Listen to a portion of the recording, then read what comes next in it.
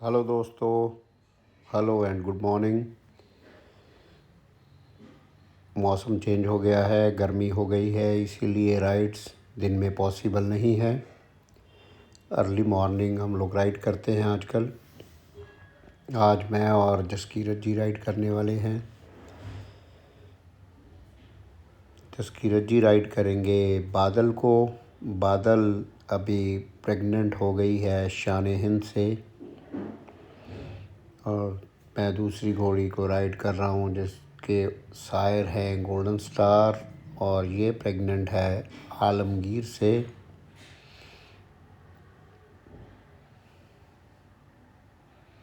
जसकीरत जी करीब 2 साल से हमारे साथ राइड कर रहे हैं, मेरे दोस्त हैं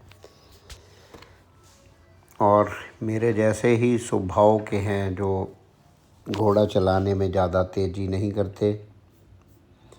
इसीलिए हम दोनों की काफ़ी समय से निभ रही है। मगर घोड़ों का शौक़ इनको लॉन्ग राइडर रेंज के ऊपर लेके आता है हमेशा।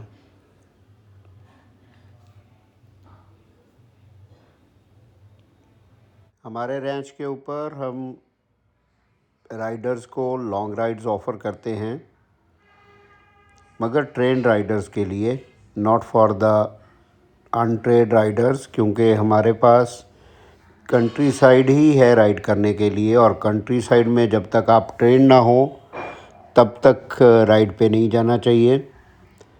सो अगर कोई कंट्री साइड राइड का नज़ारा लेना चाहता है तो वो हमारे साथ कांटेक्ट कर सकता है। हमारे पास बहुत स्पीड वाले घोड़े नहीं हैं, मगर बेडर घोड़े हैं जो एक अच्छी राइड आपको दिला सकते हैं। जब जसकीरत जी से मेरी पहचान हुई तो जसकीरत जी एक राइडिंग स्कूल में राइड करते थे और घोड़ों का जुनून पूरा इनके सिर पे चढ़ा हुआ था।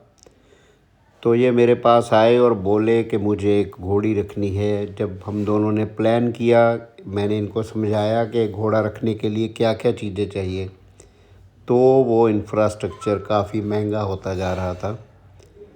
घोड़े की प्राइस के बिना घोड़ा रखने की जगह,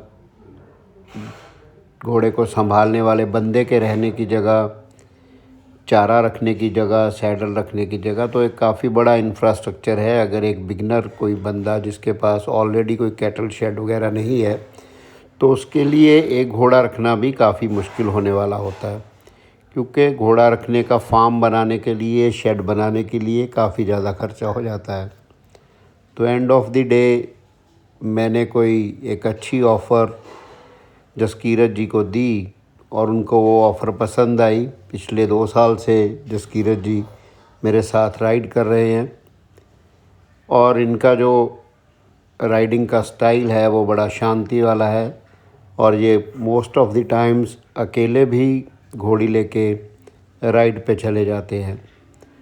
वरना ऐसे बंदे को घोड़ा देना जो घोड़ों को बहुत भगाता हो, मैं कभी भी पसंद नहीं करता, क्योंकि घोड़ों की सेफ्टी और सेफ्टी ही मेरी प्रायोरिटी है। और जब तक बंदा खुद शांत दिमाग ना हो, उसको घोड़े से थोड़ा दूर ही रहना चाहिए। सो जसकीरत जी जैसे और भी लोग जो घोड़ों की राइड करना चाहते हैं मगर घोड़ा नहीं रख पाते, वो लोग हमें कांटेक्ट कर सकते हैं। मैं खुद बहुत सालों तक दोस्तों के घोड़ों पे राइड करता रहा हूँ, और मैं लकी रहा कि मुझे बहुत ही अच्छे दोस्त मिले जिन्होंने कभी भी मुझे अपने घोड़ों पे बैठने से नहीं रोका। ये घोड़ी की चाल ज़्यादा स्मूथ नहीं है, बम्पी है, क्योंकि चाल वाले घोड़े जब तक पूरे ट्रेन नहीं होते तब तक उनकी चाल बम्पी रहती है, और कभी कभार कैंटर भगाने में भी आपको मज़ा आता है। अबलग घोड़ी जिसका नाम बादल है वो उतना स्मूथ कैंटर नहीं करती, मगर ये घोड़ी काफ़ी स्मूथ कैंटर है इसका। और जब आपका घोड़ा कैंटर करता हो तो पुराने जवानी के दिन आदमी याद करता है और अपने आप को रोक नहीं पाता। मगर ग्रुप में अगर आप कैंटर करते हो तो कोई ना कोई किसी न किसी के गिरने का डर हमेशा ही बना रहता है। इसीलिए ग्रुप राइड के समय ज़्यादातर बिल्कुल लाइट राइड ही करते हैं, क्योंकि जब घोड़े चार्ज होते हैं और वो ग्रुप में होते हैं तो उनको रोकना काफ़ी मुश्किल हो जाता है।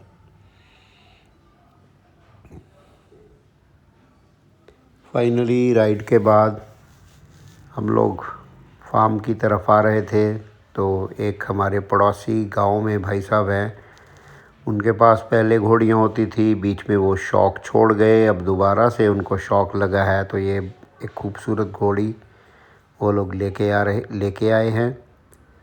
सो खरबूजे को देख के, जैसे खरबूजे रंग पकड़ते हैं कहा जाता है, घोड़े वाले एक गांव में हो तो उनको देख के और लोग भी घोड़ा ख़रीदना चाहते हैं। और ये है हमारी बछेरी निकी। इसको जेठी ने कड़ी मेहनत की और इसको ग्राउंड वर्क दिया, इससे टायर खिंचवाया, और जुगल जी ने इसको 2 दिन राइड भी किया।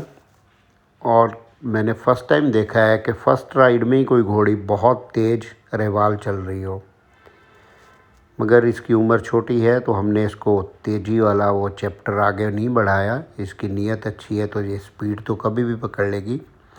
अभी ये मिल्क टीथ है और शायद जल्दी 2 दांत कर लेगी। तो फिर हमने यही डिसाइड किया कि इसको भी बग्गी में लगाया जाए, ताकि इसकी जो एनर्जी है उसको हम थका के ख़त्म ना कर दें। जब तक बग्गी में धीरे धीरे चलते इसकी बॉडी अच्छी हो जाएगी, तब हम लोग इसको दोबारा से राइड स्टार्ट करेंगे।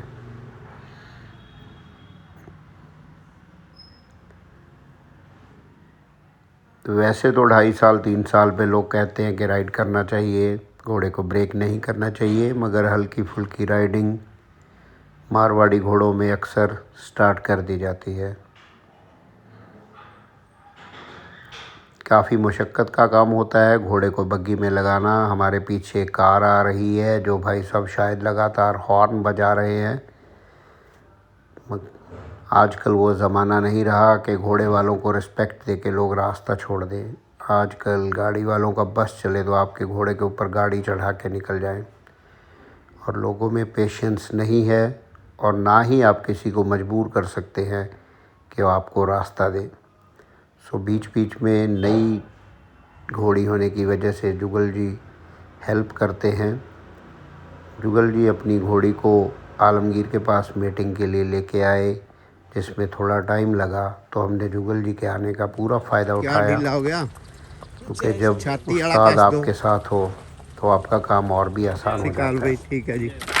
अभी घोड़ी कुछ चीज़ों से डरती है, अगे चल तो के कुछ कस दिन लो। लगेंगे वैसे पूरा टिल्ले नाल कोई फर्क कॉन्फिडेंट नहीं होने पैंदा, में। पट्टा वाला दा सिर्फ ब्रेक तो है। बग्गी में आप कभी भी रिस्क मत लीजिए, क्योंकि बग्गी में रिस्क लिया हुआ जो एक्सीडेंट में तब्दील होता है तो वो बहुत ही बुरा होता है।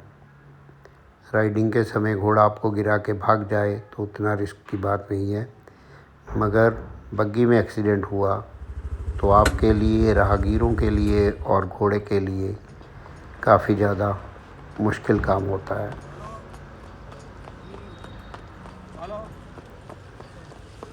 एंड में घोड़ी एक अच्छी राइड के बाद फार्म पे वापस आई, मगर फिर भी उसकी हेल्प जुगल जी ने की, ताकि घोड़ी डरे ना।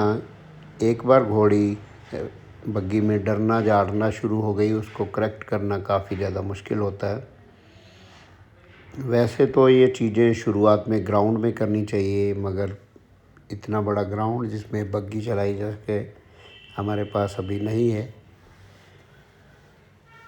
एक ऐसा ग्राउंड होना चाहिए जिसमें सब चीज़ें फिट हों, सब तरह की ऐसी चीज़ें हों जिनसे घोड़ा इस राइड में डर सकता है, तो आपको बाहर जाने की ज़रूरत भी नहीं है।